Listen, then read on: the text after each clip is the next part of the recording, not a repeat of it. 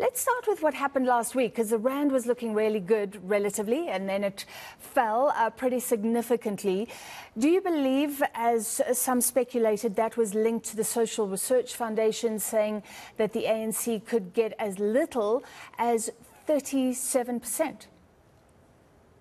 Good evening. Well, there was some intraday reaction certainly last week on the release of the SRF poll, but actually there was also a lot of drivers coming from offshore, from the dollar in particular. So I wouldn't overplay that. But I think talking to a very large number of investors offshore and onshore, there is this general, somewhat misplaced, I think, panic going on. Panic around outcomes, but also panic around uncertainty. I think, coalitions happen all around the world in emerging markets.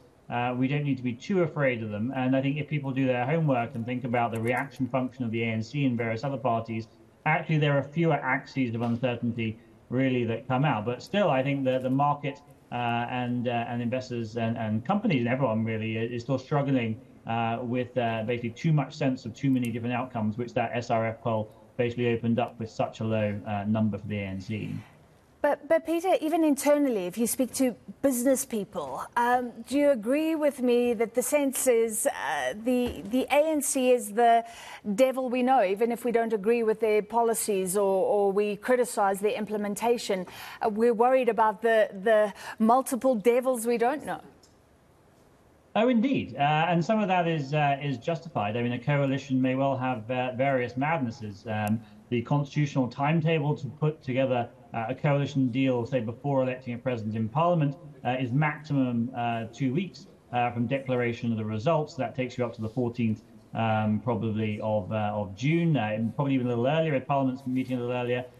So, yes, there are various other compounding factors which don't help the uncertainty. That's definitely for sure. But we keep telling people to follow the maths. And if you basically work through some very basic assumptions, even using the kind of numbers in the SRF poll, you come out with some basically coalitions that have to happen. Basically, ANC smaller parties doesn't work. You have to then make a choice between the ANC and larger parties.